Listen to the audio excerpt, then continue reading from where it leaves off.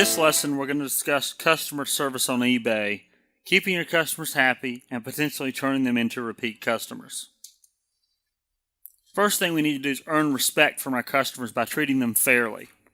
Remember, even if the customer is wrong, the customer is always right. The customer is the one paying the bills. Don't argue with customers. Let the dispute process, which we'll talk about in the next lesson, handle disagreements between you and a customer. Promptly respond to customer questions and concerns. General rule is any question on your listing or after the sale should be responded to within 1 business day. Not responding to questions in a timely manner can prevent buyers from bidding on your auction or create negative feedback situations after a sale.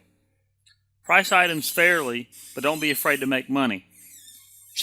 Check the market conditions and other eBay sales before choosing the price of your items, or, if this category is not new to you, look at your own transactions.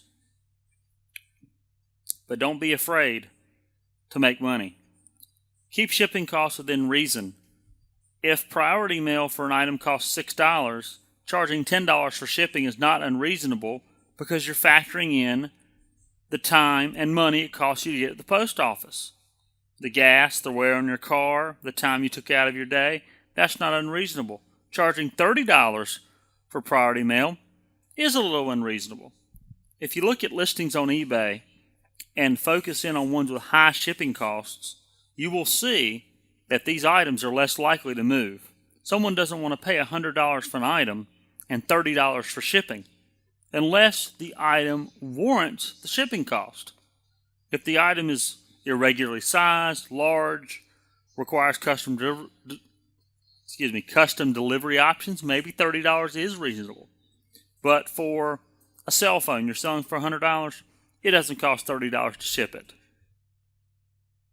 Have a clear-cut return policy and deal with issues promptly. If a customer has an issue, like I said before, 1 business day. Have a clear-cut return policy if you choose to have one. You're not required by eBay to even have a return policy. You can just say no returns. However, it will increase business to have a return policy, but have a policy that does not let customers take advantage of you. I have a 14-day, 15% restocking fee for non-defective items policy. If a buyer buys something and then changes their mind and opens the box, I can no longer sell that item as new.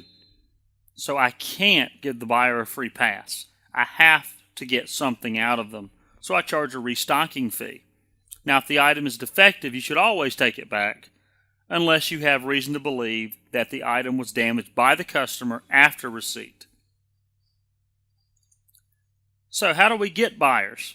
Well, the number one way is to have accurate and attractive listings. Make the listing look good. Boring listings might turn off buyers. More importantly, though, make sure it's accurate. One of the most common reasons for dispute is listings that aren't accurate. Listings that describe an item different from what a buyer received. And even the most subtle difference can cause a dispute in some buyers' minds. Now, the next one here, for used items, use photos of the actual item and highlight defects, is not only good business, it's also an eBay requirement. If you're selling a used item, don't say it's in perfect condition if there's a scratch on it. Don't say it's in mint condition if the screen is cracked. Those things, mint condition means perfect condition. Those things can lead to disputes. Don't use pictures of a stock item or an item that's not your own for a used item.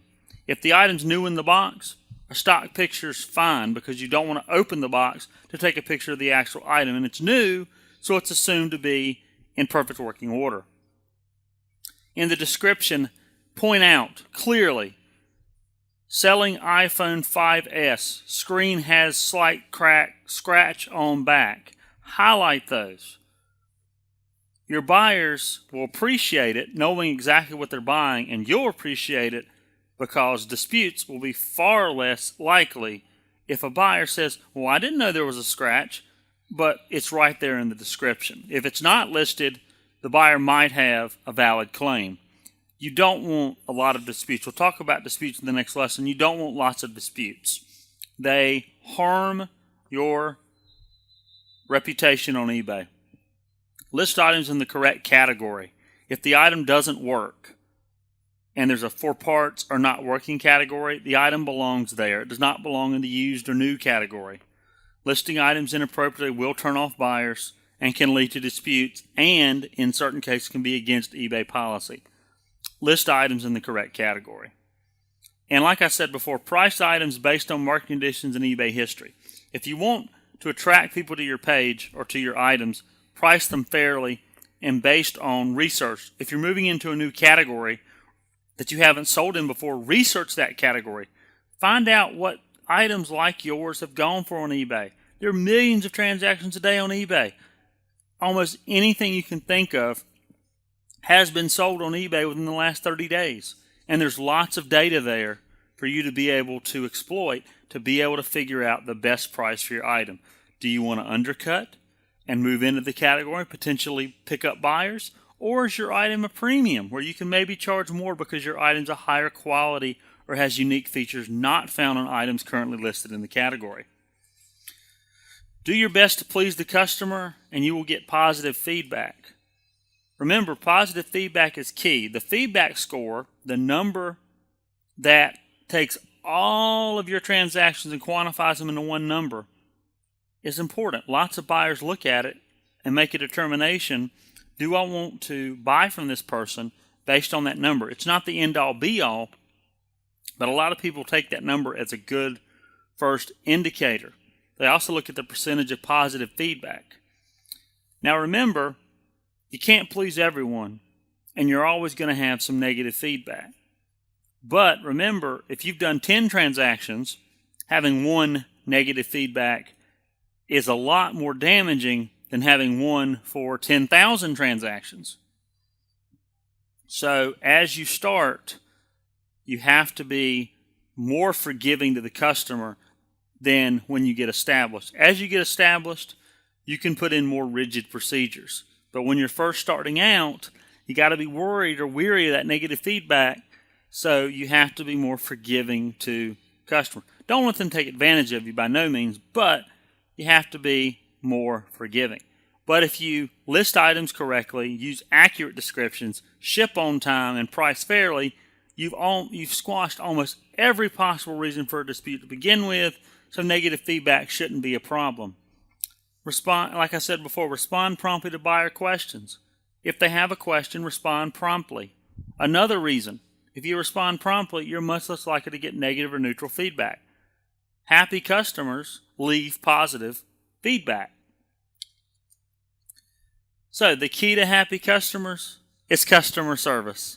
And in the next lesson, we'll talk about something that goes along with it, which is dispute resolution.